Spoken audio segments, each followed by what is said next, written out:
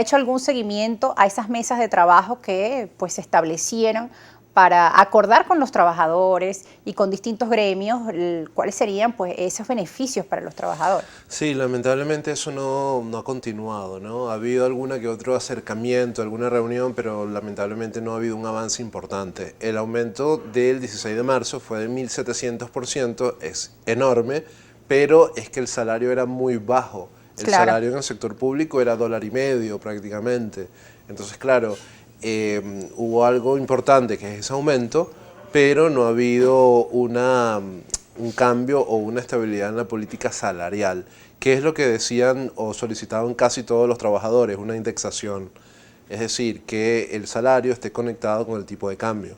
Si el tipo de cambio se deprecia, el salario debería mostrar o al menos representar, reflejar de alguna manera esa depreciación, aunque sea bimestralmente o trimestralmente, pero eso no se logró. El gobierno indexa al petro cosas como el costo de los pasaportes, por ejemplo, o el costo de un montón de tributos, pero el salario no se indexa de ninguna manera ni al petro ni al tipo de cambio. Entonces, eso es algo fundamental. Lo segundo es lo de la ONAPRE. Claro. El instructivo de la ONAPRE violenta una enorme cantidad de contratos colectivos que se firmaron hace mucho tiempo y que establecen tablas salariales donde hay un respeto a la experiencia y hay un respeto a la formación. Entonces las tablas nuevas de la ONAPRE achatan Sí. los salarios y le quitan a muchos trabajadores bonos y pagos adicionales muy grandes. Es una desmejora tremenda.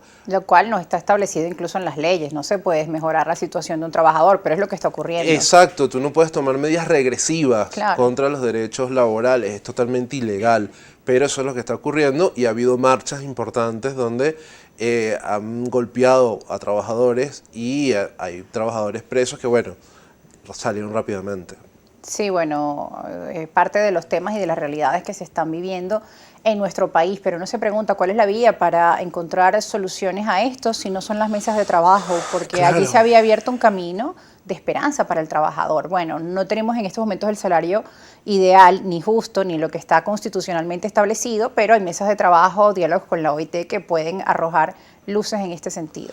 Y yo creo que los partidos políticos tienen que tomar este tema más en serio, ¿no? Y las organizaciones no gubernamentales, instituciones, academias. Hay un lamentable olvido o de alguna manera se le da un poco la espalda a estos fenómenos. ¿Siente usted que los políticos hoy en día pues han dejado de lado estos temas de sus discursos y Sí. están como quizá más enfocados en elecciones, en el tema Exacto, político? es lamentable porque la crisis económica está ahí, la crisis social está ahí. Nosotros estamos en un país donde la pobreza extrema es abrumadora, donde los ingresos son muy bajos y los obreros tienen el salario más bajo del mundo. Entonces los partidos políticos deberían estar ahí en las marchas defendiendo eso, los partidos de oposición e incluso partidos chavistas que de alguna manera se identifiquen con el socialismo, la clase obrera, deberían entender que esto es una situación gravísima que ellos no deberían apoyar El en su presidente sostenimiento. obrero. Exacto, si el presidente es el presidente obrero, debería haber mayor sensibilidad para el tema salarial y debería discutirse las formas de solucionar este asunto.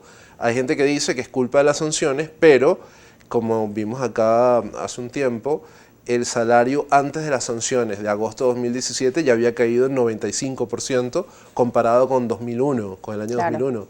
Entonces tenemos que tomar este tema en serio y lamentablemente muy pocos partidos, muy pocas organizaciones están investigando el tema, están trabajando el tema, están apoyando a los sindicatos que luchan y es muy lamentable. ¿Y qué se hace desde el Centro de Investigación y Formación Obrera para Bueno, ello? nosotros tratamos con las uñas de investigar, de darle apoyo a los consejos obreros, apoyo a los consejos de trabajadores, apoyo a los sindicatos en cuanto a investigación para discusión de contratos colectivos, en cuanto a la negociación para la discusión de mejoras salariales y hacemos cursos de formación, talleres de formación, conferencias donde se explica qué es lo que sucede económicamente y cuál es el contexto para educarlos para mejorar la lucha. Y hay más preguntas, por ejemplo, por parte de nuestra audiencia, las mayorías siempre nos escriben, ¿y qué ha pasado con el bono que se ofreció para los jubilados, Sí. para los pensionados? Ok.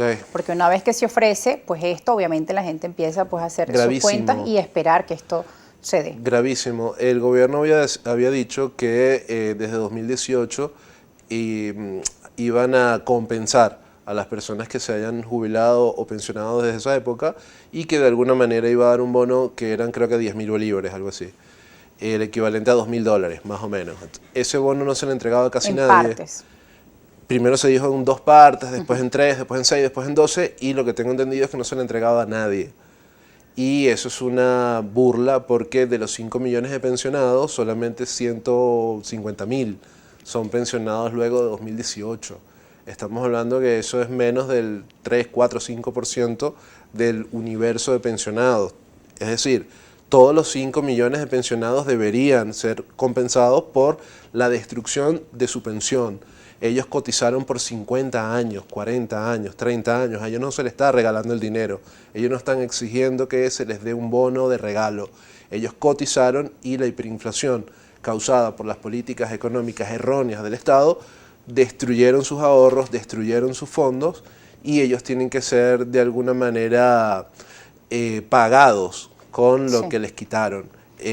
Lamentablemente tampoco ese tema se explota y pasa como a un segundo plano. Hay como ¿cuántos partidos políticos hay acá? 100. Y de los 100 partidos políticos, 3, 4, 5 acompañan las luchas obreras en la calle y hay muy pocos que trabajan ese tema. Bueno, es doloroso.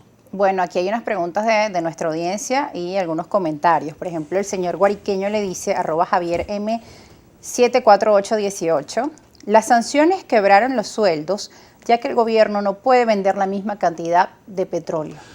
Entiendo.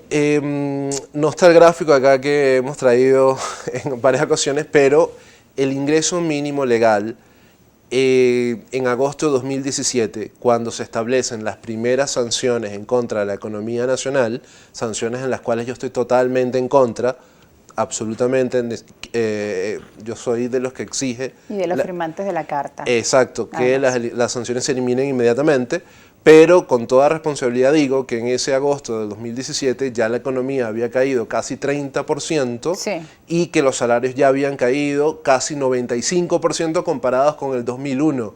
Entonces no es verdad que las sanciones destruyeron el salario, eso es falso. Le hemos mostrado